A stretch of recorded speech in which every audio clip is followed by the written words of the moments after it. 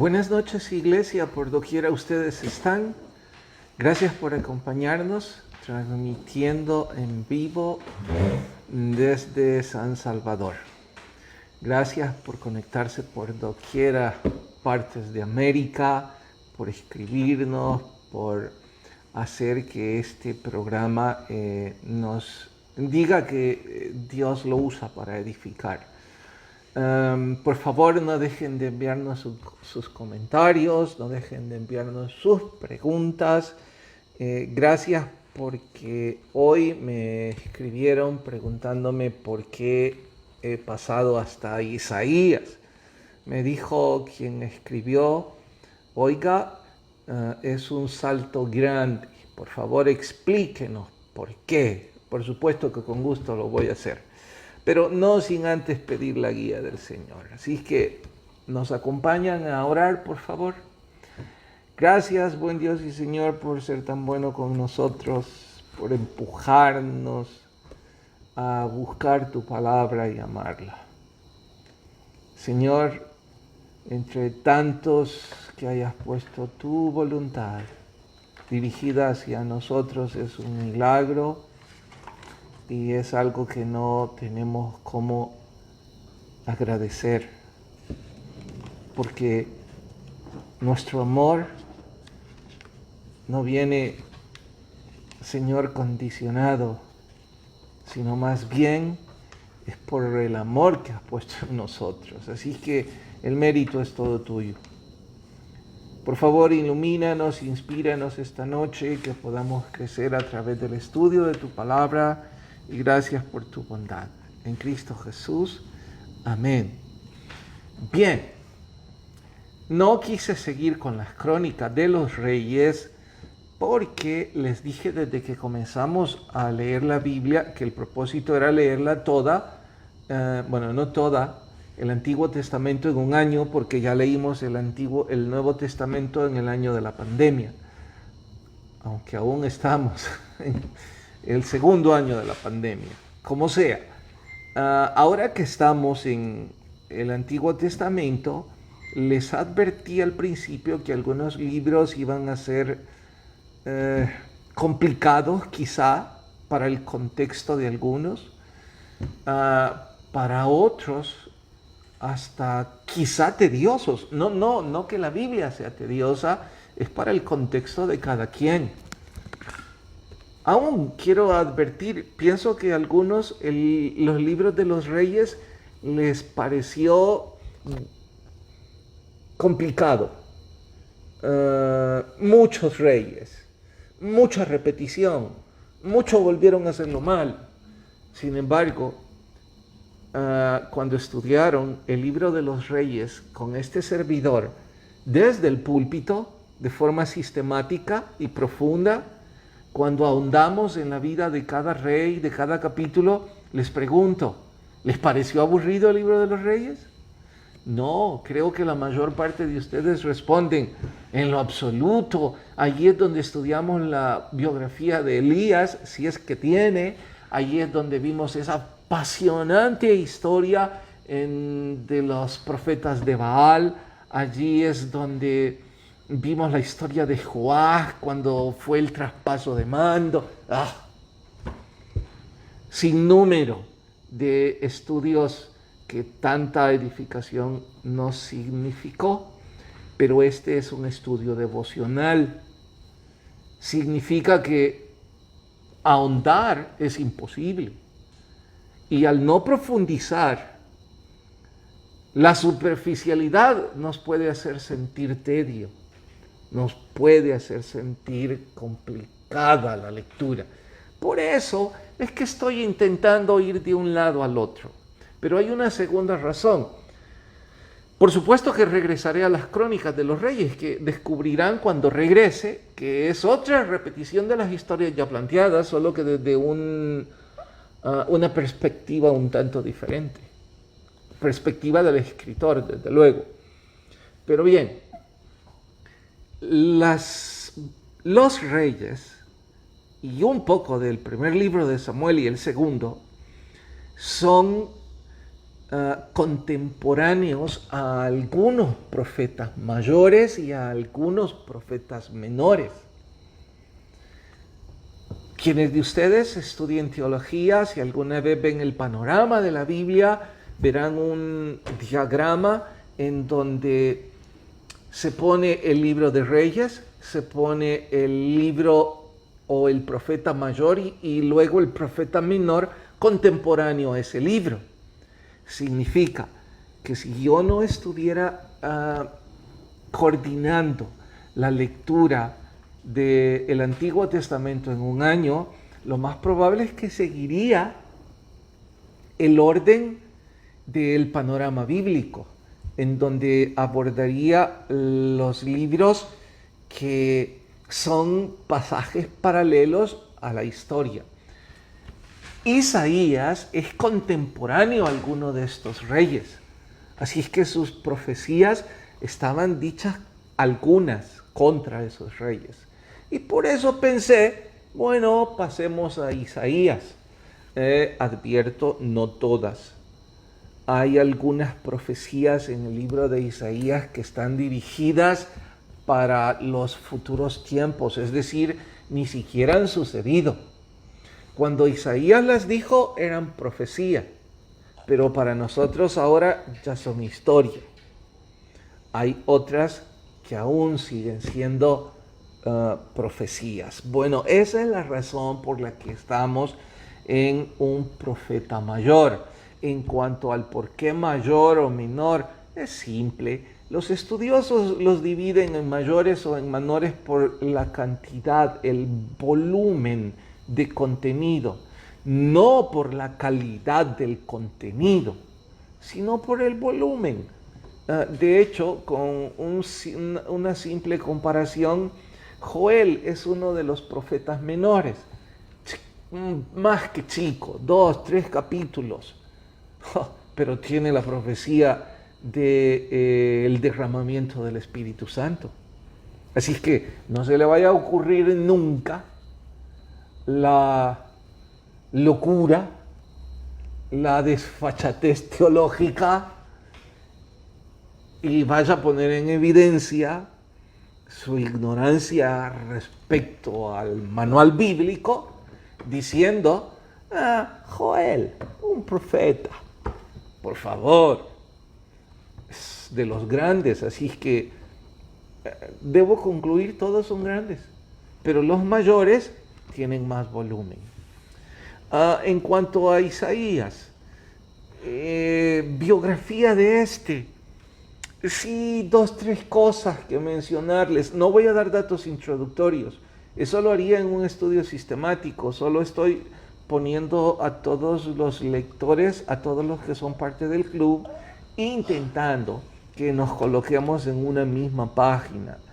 Así es que Isaías fue primo de Usías, padre de Sear-Jasub, de Maher-Salal.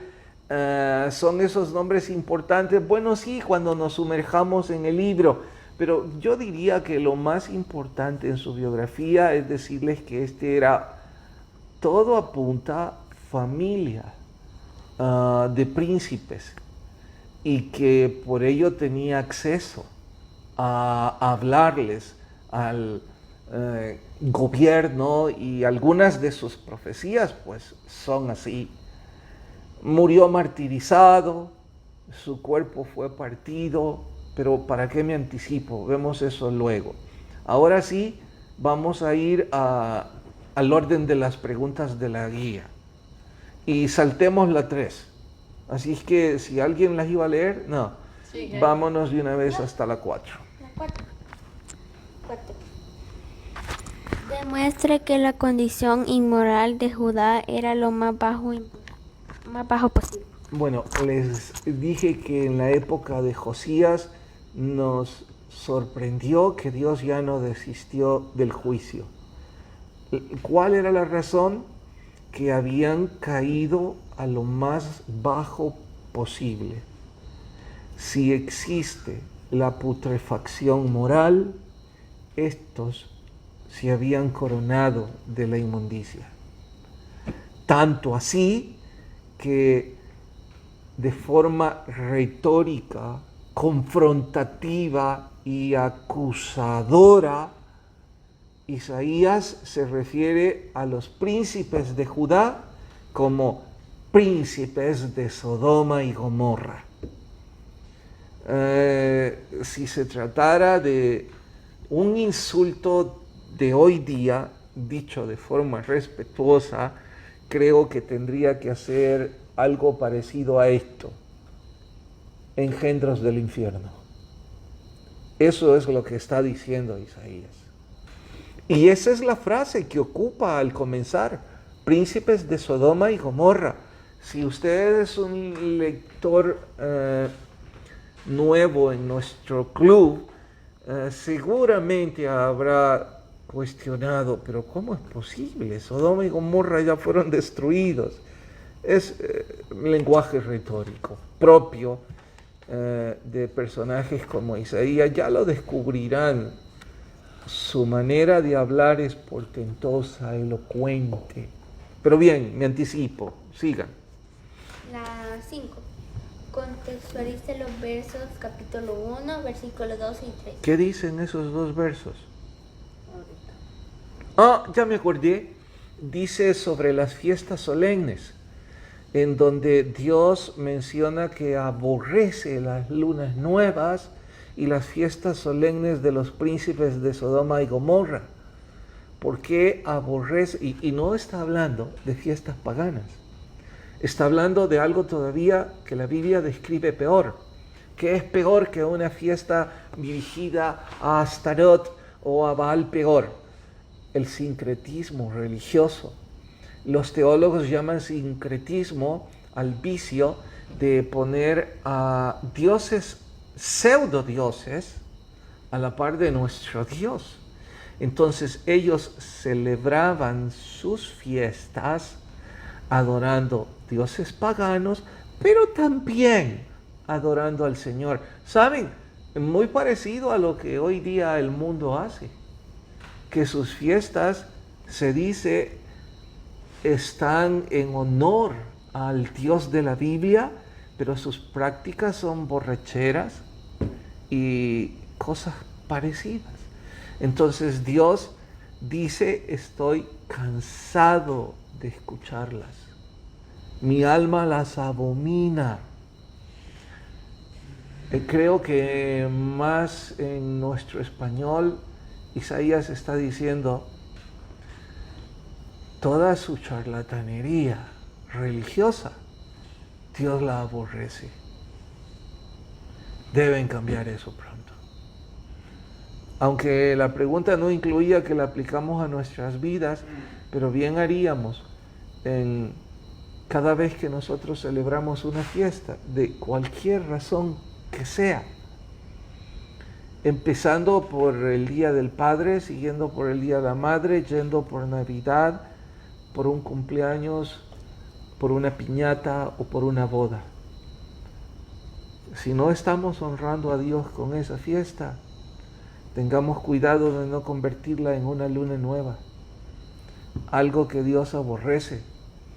Tengamos cuidado de usar la bendición de Dios, es decir, el dinero que Dios nos ha regalado, porque si vamos a hacer una fiesta es porque tenemos el dinero para pagarla, ¿no? Bueno, si estamos usando dinero que Dios nos ha regalado, asegurémonos que lo honremos con eso. ¿Cuál sigue? La 5. No, la 6. ¿Qué es lo que Dios pide de su pueblo? Enumere versos, capítulo 1, versículos 16 al 20. Cuidar de la viuda, ayudar al huérfano, dejar de hacer lo malo, quitar la iniquidad de nuestras vidas. No nos pide religiosidad. En la lista larga es lo único que no nos pide, religiosidad. Pero ¿cómo que no nos pide eso? Si dice que hagamos sacrificios. Cuidado, los sacrificios que Dios pide de nosotros es precisamente hacer lo correcto. Ahora, la ceremonia religiosa viene como resultado de hacer lo bueno. nuestra gratitud. No es eso lo que Dios demanda. Demanda que hagamos lo correcto y que lo adoremos en esa ceremonia. Siga. 7. Encinas que amasteis. Son las copas de los árboles.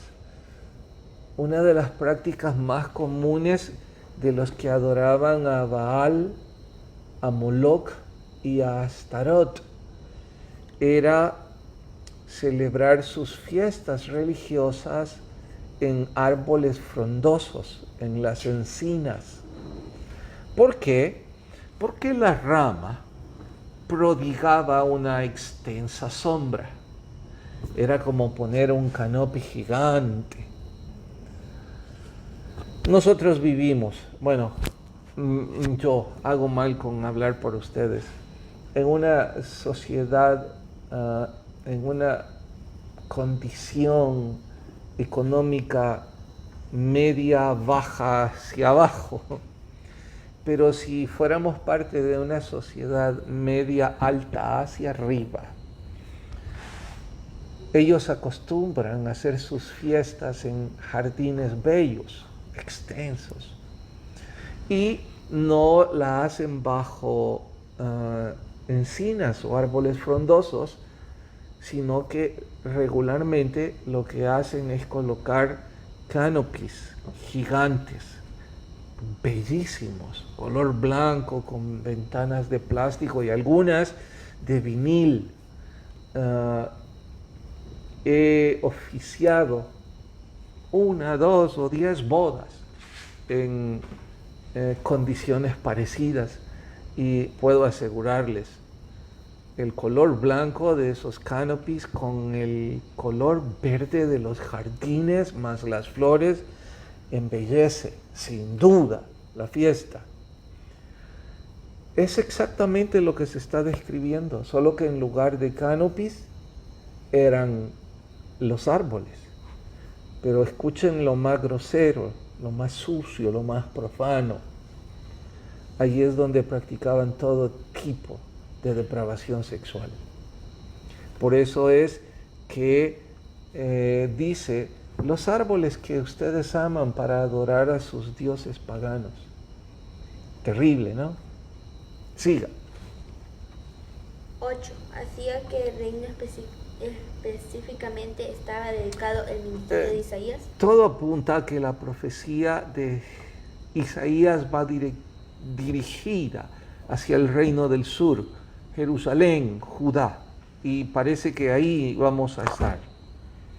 ¿Cuándo va a suceder esta hermosa profecía, la que está en el capítulo 2 del verso 1 al 4? Esta es una de las que les dije, aún no se ha cumplido. Esto es para el reino milenial. Así que si ustedes quieren leer una profecía milenial, está en el capítulo 2, del verso 1 al verso 4. Me súper agrada responder esta pregunta. Una de las maldiciones que Isaías profetiza es que jóvenes dirigirían al pueblo. Está en el capítulo 3, verso 4. Y no es el único escritor bíblico que recalca que la juventud sobre el gobierno es una maldición. Sin embargo, esa es la regla general. Por supuesto que hay excepción a la regla. La excepción a la regla está en algunos reyes icónicos, como por supuesto Salomón cuando era joven, no siempre, pero sí cuando era joven. Por ejemplo, David cuando era joven. Por ejemplo, Ezequías, ese de toda su vida fue buen rey. Joás, un niño de 8 años. Josías, creo que a los 7. Y si quisiéramos ir a otro extremo, bueno, Timoteo, se supone que a los 21 años ya era supervisor de las iglesias de Asia Menor. Son jóvenes, pero son excepción a la regla. Dios quiera que se sigan multiplicando las excepciones y que tengamos líderes jóvenes que amen y teman a Dios con todas sus fuerzas. Pero atentos a esto. Si estamos enfrente de un joven que no ama a Dios con todas sus fuerzas, bueno, ya pueden presagiar lo que la historia y la profecía ratifican. Es una condena. Bien, no estoy dando opiniones, ni estoy interpretando nada. Estoy en esta última pregunta únicamente haciendo eco de la historia. La historia y la Biblia, bueno, ahora me refiero a la Biblia. La juventud es sinónimo de necedad. No todos, quienes no, los que aman totalmente al Señor. Además, si alguien piensa que estoy condenando a la juventud, solo gritan su ignorancia y su desconocimiento de este inútil predicador, porque yo empecé a predicar a los 20. Fui pastor a los 22, creo. Así es que me estoy condenando a mí mismo, porque lo más seguro es que en esa edad no amaba al Señor como ahora. Creo, con humildad, le amo un poquito más. Así es que quién sabe cuántas insolencias hice en ese tiempo. Siga. La 11. No, ya no hay tiempo. La guía. Tengo que ir a la guía porque me quedan 4 minutos y oigan, este capítulo, a ver, me voy a anticipar a cuál quiero leer. ¿A quiénes debo dar cuenta? Para los que no son parte del club de lectura, Swindoll en este capítulo nos está diciendo que todos los que no dan cuenta a nadie de sus vidas, pronto van a desmoronar sus vidas y la vida de los que viven alrededor de ellos. Así es que nos está exhortando, vamos, hay que dar cuentas a otros de lo que hacemos. Debemos rendir cuentas y ser sumisos a otras personas. Luego nos pregunta a quiénes debemos dar cuentas, porque la pregunta sería, mire, y en el caso de un hombre de 50 años, bueno, ¿a quién va a dar cuentas? Y si no hablamos de un predicador, porque si hablamos de un pastor, espero que no esté en una especie de dictadura dirigiendo su iglesia, sino que tenga un gobierno en donde los ancianos le pidan cuentas, en donde el grupo directivo sea el jefe administrativo de ese pastor. Pero en fin, hablemos de cualesquiera condiciones de liderazgo. Si se tratara de un hombre de 50 años cuya vida laboral o profesional le ha llevado al privilegio de no tener jefes, bueno, y entonces ¿a quién va a rendir cuentas? Swindoll insiste, busque. Siempre debe dar cuentas a alguien. Y pues ese alguien pregunta, ¿y a quiénes? Nos dice de inmediato, asegúrese que esos amen a Dios y que de paso lo amen a usted. No puedo dejar de mencionar que esta lección la aprendí a los 25 años. No sé si la aprendí, pero la escuché. Del pastor Spencer, un norteamericano misionero en Managua. Él me dijo, porque estábamos eligiendo diáconos y directivos, me dijo, Carlos, asegúrate, primero, que amen a Dios. Segundo, que amen la iglesia en la que están. Y tercero, que te amen a vos. Si esas 3 condiciones las cumplen, rendiles todas las cuentas del mundo. Porque aun cuando tengan que llamarte la atención, lo harán con amor. No para destruir ni para menoscabar la iglesia. Esas personas, antes de hacerle daño a la obra, cerrarán sus bocas o preferirán largarse, pero nunca dañarla. ¿Tienen todo el derecho de entrometerse? No, solo estos. No todos deberían entrometerse en nuestras vidas y no todos debemos abrir las puertas a todos. Hay personas que son especiales, ¿eh? Hay personas que no persiguen apoyar ni aportar.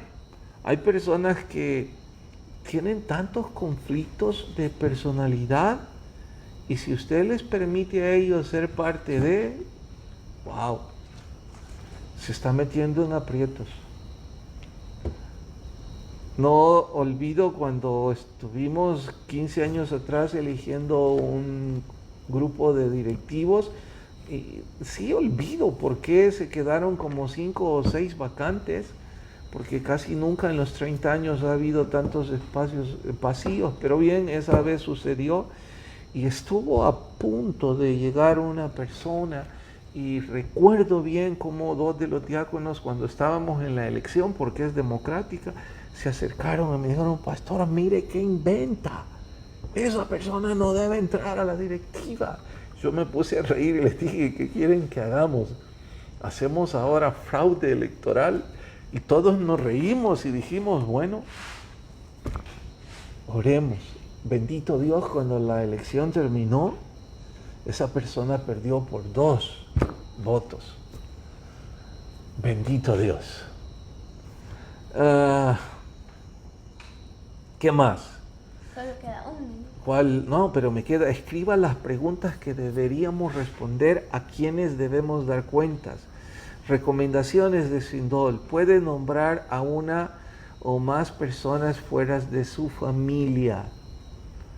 Deberíamos quizá tener a alguien fuera de nuestra familia a quienes les rendimos cuentas. ¿La tiene usted? Bueno. No me dejan.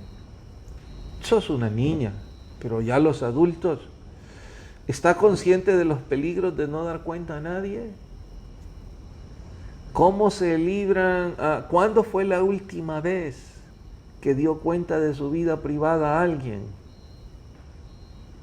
Estoy a punto de leer la respuesta de alguien que no quiere escribirla y va a decir: